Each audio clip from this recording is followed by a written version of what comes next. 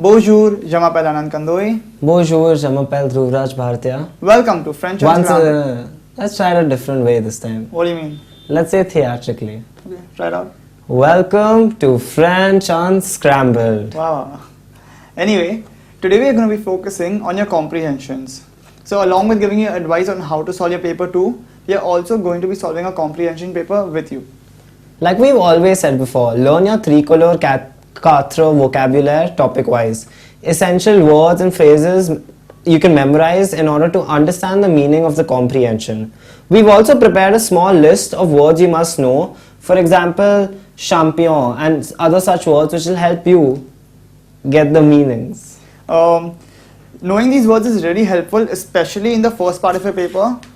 So what I mean by that is, if you see the starting part of your paper, there'll be questions like Monto, and they'll give you 4 options, and you have to choose what that word means.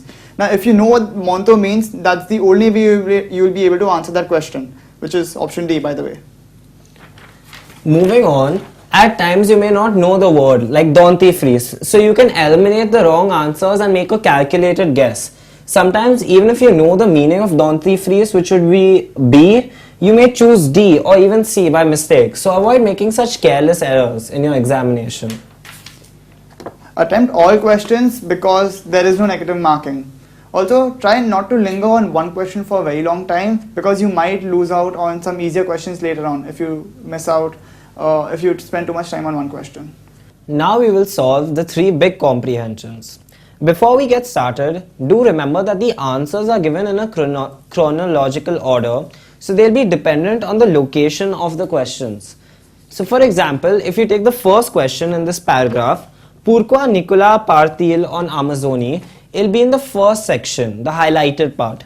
Whereas if you take one of the last few questions, Que faut-il pour gagner ce concours, it'll be towards the end of the passage, as expected.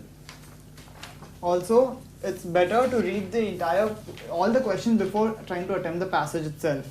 What I mean by that is, if the first question is Pourquoi Nicolas part-il en Amazonie, while the second question is Où sont situés le plus beau paysage que Nicolas découvre en Amazonie. Now from the questions itself, we can figure out that the passage will be about a person called Nicolas, and he's gone to the Amazon and he's found something at the Amazon. So this way we can save on time and have a good idea of what the passage will be about before we actually even start reading it. Also do remember that in your IGCSE French exam, we have some good news, whereas they'll state the number of true and false in your passage, and that's generally 4 false and 2 true. Also remember that if you don't understand the English meaning of the phrase, try to understand it from the given context or try to find an English equivalent. So for example, the word tradition or habitant, you can imagine that tradition in English would be tradition. And if you don't understand a word in context, for example, triste d'avoir, you can read on and understand that triste actually means sadness. Also, related to the questions, only the questions which are false have to be justified, and even with the justification, you just need to pick the exact words from the passage for justifying it, not try to write it on your own. So if we just take the first example, the question is 55 ans, Monique décide de se reposer. So this line, Monique décide qu'elle va partir aider les habitants de pays où la vie est moins facile. So you just need to pick that and paste that in your answer out there.